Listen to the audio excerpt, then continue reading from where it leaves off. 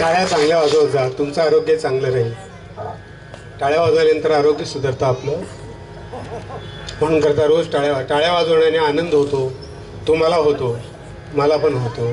कलाकारांना वाटतं अरे वा आपल्याकरता टाळ्या पडल्या. आलं का लक्षात? सगळे देव ह्या हातात असतात. हे जे हात आहे ना ह्याच्यामध्ये, आणि अशा टाळ्या जर वाजवल्या ना ते हृदयातली नलिका कोंडतात ना, त्याला काय म्हणतात रे? ब्लॉकेजेस. माझं इंग्लिश कच्चं आहे. तर ते ब्लॉकेजेस जे आहेत ते तुमच्या आयुष्यात कधीच होणार नाही. फक्त अशा टाळ्या वाजवतो. विठ्ठल विठ्ठल विठ्ठल विठ्ठल अशा जर टाळ्या 25 टाळ्या जर सकाळी वाजवल्या ना ब्लॉकेजेस कधीच होणार नाही. 100 वर्ष जगाल तुम्ही. घ्या माझ्याकडून देऊन, आत्ता देतो, तयारी स्टॅम्पवर देतो. अनुभव सांगतो ना, अनुभव आहे म्हणून सांगतो मी तुम्हाला. म्हणून कथा टाळ्या वाजवतो. तुम्हाला माहिती आहे का, मी हमेशा सांगतो हे फायद्याच्या काही गोष्टी असतात हे सांगतो. तर डाव्या तळ हातावर जर जोरात दाबलं मध्ये, जर कोणाला जुलाब होत असतील किंवा पोटात कळ उठत असेल तर डाव्या हाताला इथं जोरात दाबून घ्या कोणाकडून. तर जुलाब 1 मिनिटात बंद होतात. 1 मिनिटात कसेही जुलाब बंद होतात, उलट्याचेही आणि खालचे दोन्ही बंद होतात बरं का. हे सांगतो. नंतर 2 दिवस डबा घेऊन जायचं कामच नाही. तुम्ही म्हणाल मग का उजवा हात दाबायचा का? हे काय मशीन आहे का? डावा हात दाबला जुलाब बंद, उजवा हात दाबला जुलाब सुरू. तुमच्यासारखा एखादा म्हण नमस्कार शंकरराव आणि उजवा हात दाबून दिला असता माझा, जाय डबा घेऊन. असं नाही. फायदा तोच. दोन्ही तळ हातात जरी दाबला ना तरी तोच आहे फरक. दुसरी गोष्ट तुम्हाला सांगुनी म्हणतात हे, पण मी सांगतो. आनंद आहे याच्यात मला. तुम्ही कोणी बोध घेत असलाल, एखादा जरी सुधारला याच्यातून तरी फार झालं. तुम्हाला माहिती नाही 1 वर्ष झालं मला अर्धांगवायू झाला होता. अर्धांगवायू म्हणजे सगळं अडून गेलं होतं माझं मागच्या ह्याच दिवशी. 1 वर्ष झाला पूर्ण मी कामातून गेलो होतो अगदी सगळाच.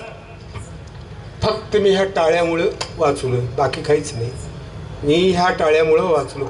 108 टाळ्या मला हात बंद होता, पाय बंद होता, तोंड बंद होतं, सगळंच बंद होतं. फक्त विठ्ठलाला प्रार्थना केली, माय बापा एवढे दिवस तुझी सेवा केली आणि हेच का फळ म्हणलं. मी गुरुदेवांना दत्तात्रयानं प्रार्थना केली आणि तुम्हाला सांगतो कुठून माझ्या चैतन्य आलं मला माहिती नाही. डायरेक्ट जय विठ्ठल कोण हात वर केला, विठ्ठल विठ्ठल विठ्ठल विठ्ठल विठ्ठल अशा 108 टाळ्या वाजवून कॉटवरून चालत माझ्या घरी मी स्वतः आलो चालत. हा अनुभव आहे माझा. म्हणून मी तुम्हाला सांगतो की हा माझा स्वतःचा अनुभव आहे. आलं का लक्षात?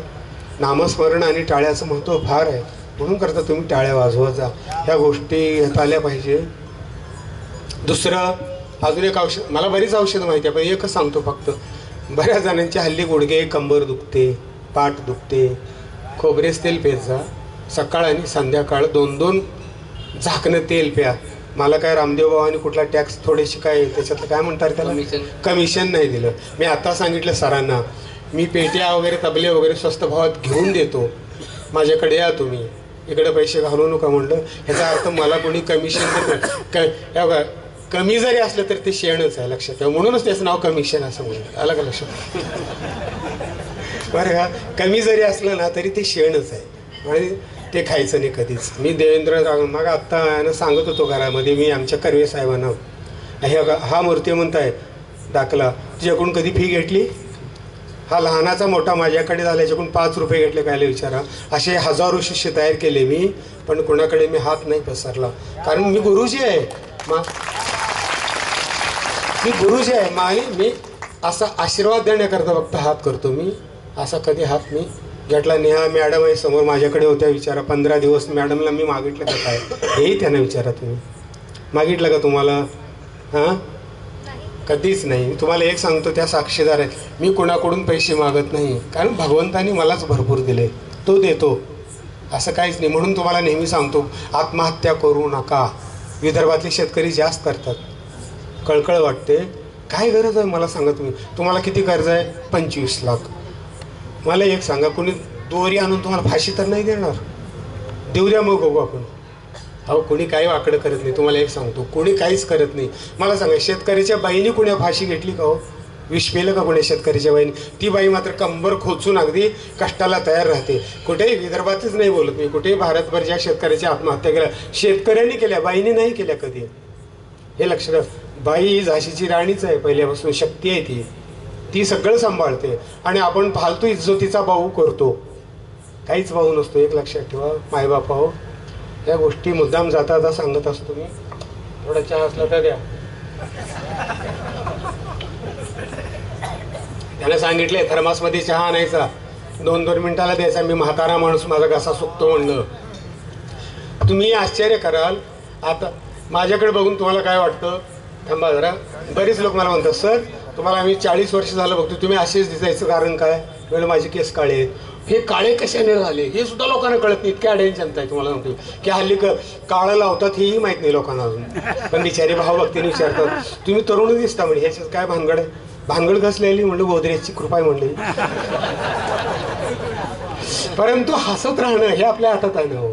हां, हसत राहिलं पाहिजे. काय तुम्हाला सांग, भांडवल करायचं नाही. कुठल्या दारिद्र्याचं, कुठल्या गरिबीचं, कुठल्या परिस्थितीचं भांडवल करायचं नाही. परिस्थिती कोणाला नाही, सगळ्याला. तुम्ही म्हणाल तुम्हाला काय पाकिटं मिळतात मजा जाता निघून. अहो कसले पाकिटन काय? माझा हात माझ्या दैवतावर आहे. मी माझ्या जिंदगीत पाकिट उघडून पाहिलं नाही अजून, जिंदगीत पण नाही उघडून पाहिलं.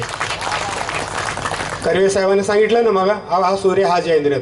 मी त्यांना म्हणलं हे पाकिट माझ्या बायको करताय, ती प्रपंच चालवते, ती मला अन्न देते, ती अन्नदाती आहे माझी, तिला नेऊन देतो. कोणी फसवतं, कोणी काय करतं, कोणी काय करतं. देव त्यांच्याकडे बघितलं म्हणायचं चालायचं. पण मी पैसे नाही मोजले पाकिटातले, किती दिले आलं का?